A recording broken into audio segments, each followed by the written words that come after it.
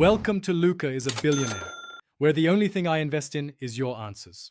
You begin by opening Google Earth Pro and creating a new project. This gives you control over saved placemarks and tour recording. Drop placemarks at your start and end points, and adjust camera altitude, tilt, and heading so the first frame looks intentional.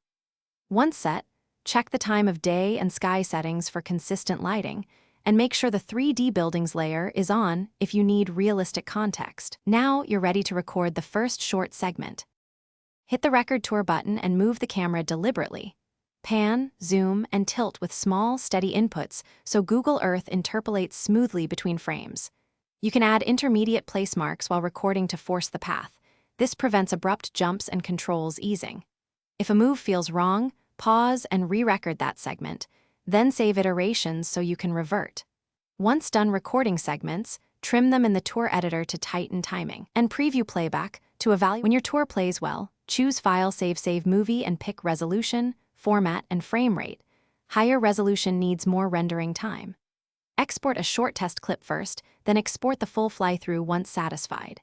If you see stutter or dropped frames, make sure background processes are closed, reduce resolution, or temporarily disable heavy 3D layers. This often fixes render hiccups. Finally, if framing is off, reopen the tour, nudge place marks, and re-export until the motion reads smooth. Thanks for watching and please subscribe. It's the best investment you'll ever make.